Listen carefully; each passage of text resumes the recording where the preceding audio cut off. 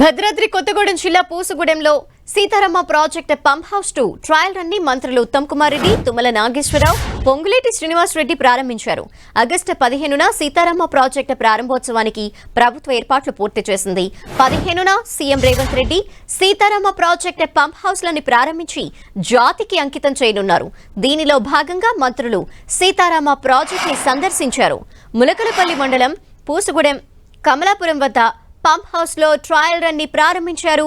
దీంతో మొదటి ఫేజ్ కింద వైరా, మధిర, సత్తుపల్లి నియోజకవర్గాల్లోని 75,000 ఎకరాలకు సాగునీరు అందనుంది. ట్రయల్ రన్ తర్వాత ఎన్కూరు వద్ద రాజీవ్ అనుసంధాన కాలువ పనుల్ని పరిశీలించారు మంత్రులు. 15న CM Revanth Reddy Sitarama project pump హౌస్లని ప్రారంభించి జాతికి అంకితం చేయనున్న నేపథ్యంలో వైరాలో సీఎం సభాస్థలం పరిశీలించనున్నారు. ఇప్పటికే సీతారామ ప్రాజెక్టు ప్రారంభ ఏర్పాట్లపై నీటిపారుదల శాఖ మంత్రి ఉత్తమ్ కుమార్ రెడ్డి ఇరిగేషన్ అధికారులతో సమీక్ష నిర్వహించారు. అక్కడ జరుగుతున్న పనులు, ప్రారంభోత్సవ ఏర్పాట్లపై చర్చించారు. ఇటు ఉమ్మడి ఖమ్మం జిల్లాని సస్యశ్యామలం చేయటమే లక్ష్యంగా నిర్మిస్తున్న సీతారామ ప్రాజెక్ట్ తొలి ట్రయల్ రన్ కూడా ఇప్పటికే సక్సెస్ అయింది. 2 పంప్ హౌసుల్లో ట్రయల్ రన్ పూర్తి చేశారు అధికారులు. సీతారామ ప్రాజెక్ట్ కింద ఖమ్మం, భద్రాద్రి కొత్తగూడెం జిల్లాతో పాటు మహబూబాబాద్ జిల్లాలోని వ్యవసాయ భూములకు సాగునీరు అందనుంది. దాదాపు 9 లక్షల ఎకరాల ఆయకట్టుకు నీరందించే విధంగా భద్రాద్రి జిల్లా అశ్వాపురం మండలం అయ్యగారిపల్లి వద్ద ఎత్తిపోతల పథకం కింద సీతారామ ప్రాజెక్టు నిర్మాణం శరవేగంగా సాగుతోంది.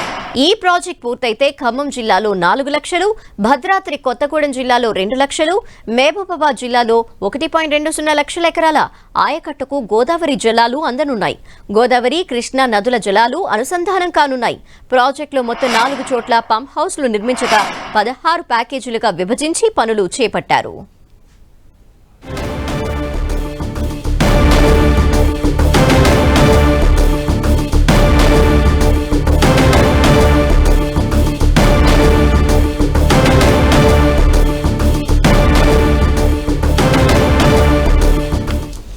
Sitarama pump house trial run ప్రారంభమైంది. ప్రస్తుతం మనం అక్కడి నుండి విజువల్స్ చూడొచ్చు. మంత్రులు అక్కడికి చేరుకున్నారు. ఉత్తమ్ కుమార్ రెడ్డి, అలాగే పొంగులేటి శ్రీనివాస్ రెడ్డి, తుమ్మల నాగేశ్వరరావు వీరంతా అక్కడ ట్రయల్ రన్ పనులకు సంబంధించి ముందు నుండి పర్యవేక్షిస్తూ వస్తున్నారు. ఈ నేపథ్యంలో ట్రయల్ రన్ ని ప్రారంభించారు మంత్రులు. ఇక ఆగస్టు 15న సీతారామ ప్రాజెక్ట్ ని జాతికి అంకితం చేయనున్నారు సీఎం రేవంత్ రెడ్డి.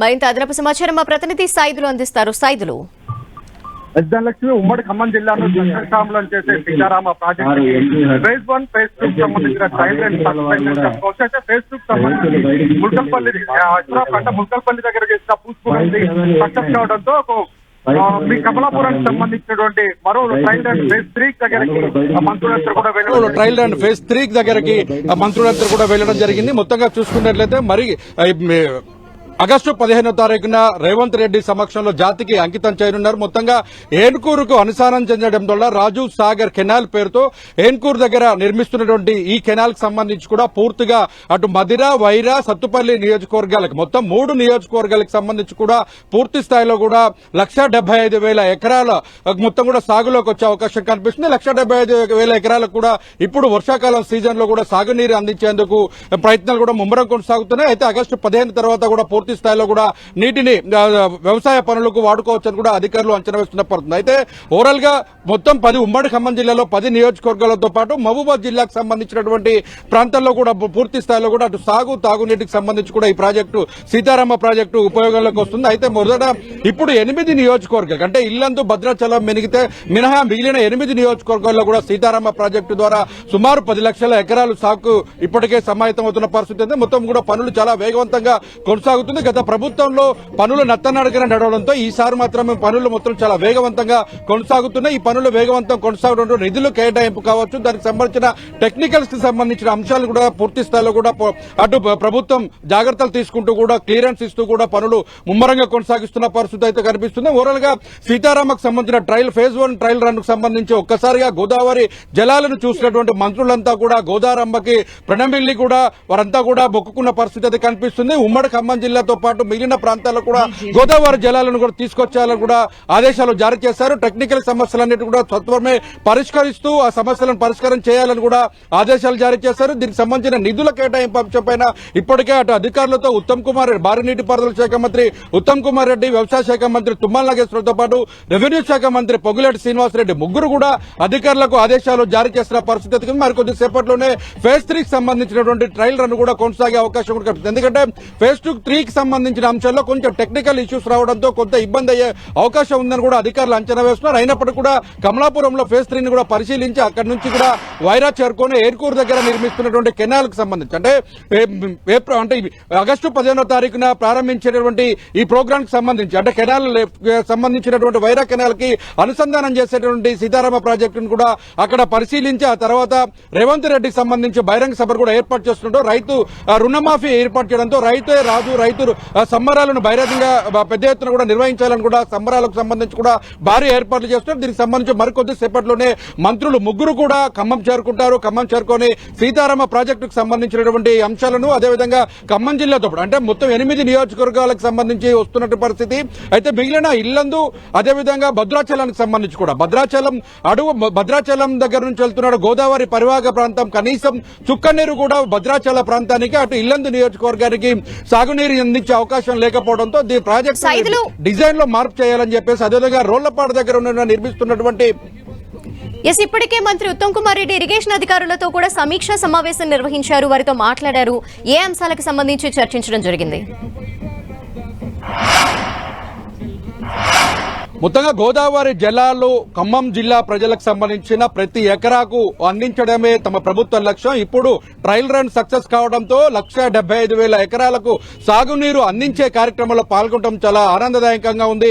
ఖమ్మం జిల్లా ఎప్పుడు కూడా 2 పంటలతో సస్యశ్యామలంగా మారబోతుందని కూడా చెప్పారు. ఇక్కడ నుంచి కూడా భవిష్యత్తులో ప్రతి ఎకరానికి అంటే ఏ ఎకరం భూమి కూడా నీరు లేక ఎండిపోవడానికి వీలు లేదని కూడా అధికారులతో ముందు చెప్పడం జరిగింది. దీనికి సంబంధించి సీతారామకు టెక్నికల్ గా ఏమైనా ఇబ్బందులు అదే పర్యావరణానికి సంబంధించి కావచ్చు, ఇప్పటికే భూసేకరణకు సంబంధించి అంటే ఖమ్మం మహబూబాద్కు సంబంధించినటువంటి ప్రాంతాల్లో భూసేకరణ కొంత ఇబ్బందికరంగా మారడం, అదేవిధంగా ఇప్పుడు అనుకున్నటువంటి రోళ్లపాటుకు సంబంధించినటువంటి రిజర్వాయర్ నిర్మాణం కావచ్చు, అటు భద్రాచలానికి సాగునీరు అందించాలి, రైతులకు సంబంధించి పంట నీరు అందించేందుకు చేస్తున్నటువంటి 8 నియోజకవర్గాలు కమా మిగతా 2 నియోజకవర్గాలు కూడా నీరు అందించేందుకు టెక్నికల్ ప్రాబ్లమ్స్ ఏం లేకుండా ఉన్నాయి. దానికి సంబంధించి భూసేకరణకు సంబంధించినటువంటి ప్రణాళికలు కూడా తయారు చేయాలని ఇప్పటికే మంత్రులు ఆదేశాలు జారీ చేశారు.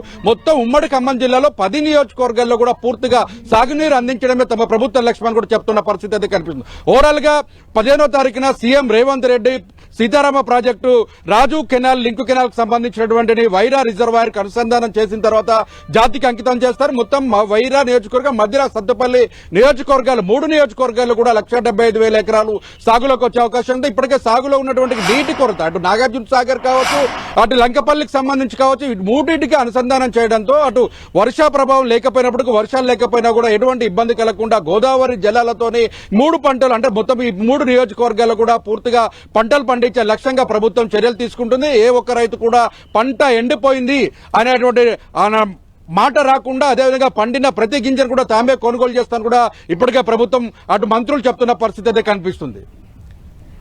అయితే మంత్రులంతా అక్కడే ఉన్నారు, ట్రయల్ రన్ పనుల్ని పర్యవేక్షించారు. మరి ఈ నేపథ్యంలో నెక్స్ట్ వారి కార్యాచరణ ఏంటి? రోజు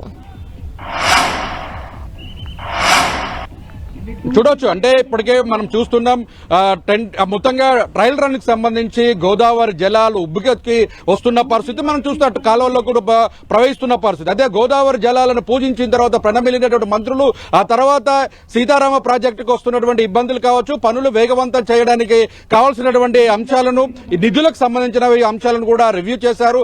ఆ తర్వాత 15వ తారీఖున జాతికి సీఎం రేవంత్ రెడ్డి అంకితం చేసే దానికి సంబంధించినటువంటి ఏర్పాట్లు కూడా పరిశీలించనున్నారు.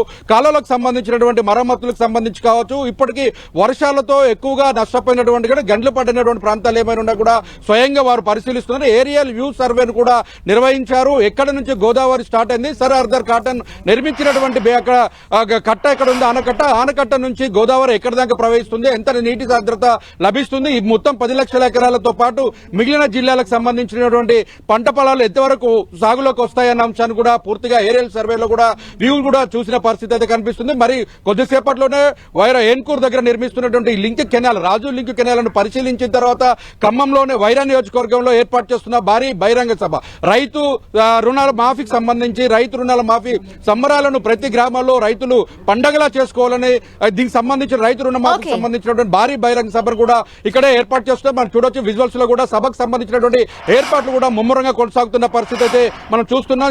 ఎందుకంటే దాదాపు 1,00,000 మందికి తగ్గకుండా మొత్తం 33 జిల్లాల నుంచి కూడా రైతులను పెద్ద ఎత్తున కూడా సమీకరించి ఆ రైతు రుణాల సంబరాలకు సంబంధించి కావచ్చు, రైతు ప్రభుత్వం తీసుకుంటున్నటువంటి చర్యలు కావచ్చు, ఇది రైతు ప్రభుత్వం అంటూనే చెప్తున్నటువంటి రైతు బంధు కావచ్చు, రైతు భరోసా పైన విధి విధానాలు కావచ్చు, పోడు భూముల అంశాలను కూడా పరిగణలోకి తీసుకునే అవకాశం ఉంది. అయితే ఇదే వేదిక మీద నుంచి కూడా సీఎం రేవంత్ రెడ్డి అనేక హామీలను కూడా కురిపించే అవకాశం కూడా కనిపిస్తుంది. ఎందుకంటే మొదటిసారిగా ఇందిరమ్మ ఇళ్ల పథకానికి సంబంధించి కూడా ఇక్కడ భద్రాచలంలో తొలిసారిగా వచ్చిన సందర్భంలో హామీలు ఇచ్చిన పరిస్థితి ఉంది. ఇప్పుడు రెండోసారి ముఖ్యమంత్రి హోదాలో కూడా వైరా నియోజకవర్గానికి చేరుకుంటున్నారు. వైరా నియోజకవర్గంతో పాటు ఉమ్మడి ఖమ్మం జిల్లాకు సంబంధించినటువంటి సస్యశ్యామలం చేసే సీతారామ ప్రాజెక్టు అంశాలు కావచ్చు, అదేవిధంగా అనేక సంక్షేమ పథకాలకు సంబంధించి మహాలక్ష్మి పథకం అమలు తీరు కావచ్చు, ఇప్పటికే ఇందిరమ్మ ఇళ్లకు సంబంధించి బడ్జెట్ లో నిధులు కేటాయించినప్పుడు కూడా అధికారికంగా ఇక్కడే ప్రారంభిస్తారని కూడా తెలుస్తున్న పరిస్థితి. ఓవరాల్ గా చూసుకుంటే సీతారామ ప్రాజెక్టుతో ఉమ్మడి ఖమ్మం జిల్లాని సస్యశ్యామలం చేయడమే కాంగ్రెస్ ప్రభుత్వ ధ్యేయం అంటున్నారు మంత్రులు.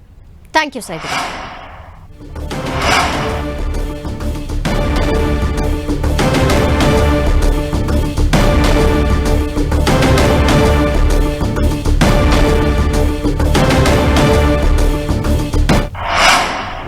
మా ఆబ్జెక్టివ్, మా టార్గెట్ ప్రతి సంవత్సరం 6 నుంచి 6.5 లక్షల ఎకరాలు కొత్త ఆయకట్టు ఏర్పాటు చేయడం, ఈ 5 ఏళ్లలో 30 నుంచి 35 లక్షల ఎకరాల కొత్త ఆయకట్టు ఏర్పాటు చేయాలనే మా ప్రభుత్వం. అదేవిధంగా అదే రోజు ముఖ్యమంత్రి గారు వైరాల బహిరంగ సభలో 2 లక్షల రుణమాఫీ విషయంలో 2 లక్షల రూపాయల వరకు రైతు రుణమాఫీ పూర్తి చేసే ప్రక్రియ ఆ సభలో పాల్గొని రాష్ట్ర మొత్తంలో 2 లక్షల వరకు రైతులకు రుణమాఫీ పూర్తి చేయడానికి ఆ చెక్కులు అందజేయడం జరుగుతుంది.